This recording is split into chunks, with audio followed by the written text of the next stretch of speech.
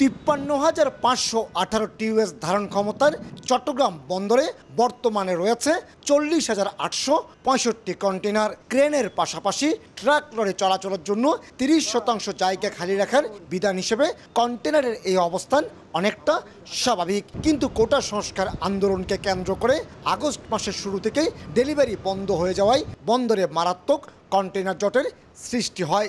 বিভিন্ন ইয়ার্ডে 45,000-এর বেশি কন্টেনার আটকা পড়ে।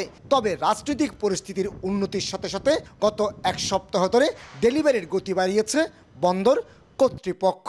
রেল কর্তৃপক্ষ কাস্টমস কর্তৃপক্ষের সাথে মিটিং করে তারা অত্যন্ত সহযোগিতার মনোভাব নিয়ে এগিয়ে এসছে এবং ইউজারেরাও তারা মালামাল খুব দ্রুত সময়ের মধ্যে ডেলিভারি নেওয়ার জন্য এগিয়ে এসছে। সব বিষয় মিলিয়ে আমরা এই বিষয়টাকে সমাধান করতে আমরা সক্ষম হই।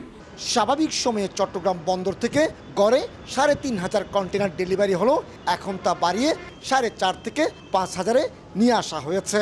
আর গত 13ই আগস্ট একদিনে 5,100 টিএস কন্টেনার ডেলিভারি দিয়ে রেকর্ড করেছে বন্দর কর্তৃপক্ষ।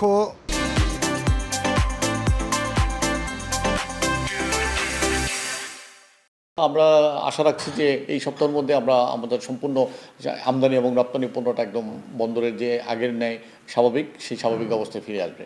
এদিকে চট্টগ্রাম বন্দরে আটকে পড়া কন্টেনারের মধ্যে অন্তত 17,000 কন্টেনার ছিল বিজিএমই এবং গার্মেন্টস ব্যবসায়ীদের। চলতি সপ্তাহে এ জট কাটল, এখন তারা খালি কন্টেনার সংকট জটিলতায় ভুগছেন। ইম্পোর্টের কন্টেনার খালি না হওয়ার কারণে আমরা এখন এক্সপোর্টের প্রতিবন্ধকতাটা পাচ্ছি। বর্তমানে কন্টেনারবাহী আরও অন্তত 15টি জাহাজ চট্টগ্রাম বন্দরের নোঙ্গরের অপেক্ষায় বহির্নোঙ্গরে অবস্থান করছে। সব ধরনের অস্থিরতা কাটিয়ে গতি ফিরছে দেশের অর্থনীতির। তার উৎকৃষ্ট উদাহরণ এই চট্টগ্রাম বন্দর। গত কয়েকদিন ধরে চট্টগ্রাম বন্দরে কন্টেনার জটের যে সংখ্যা সৃষ্টি হয়েছিল তা কেটে গেছে। ডেলিভারিতে যেমন গতি এসেছে, তেমনি গতি এসেছে বন্দরের সব ধরনের কার্যক্রমে। চট্টগ্রাম বন্দর থেকে কমল দে, সময় সংবাদ।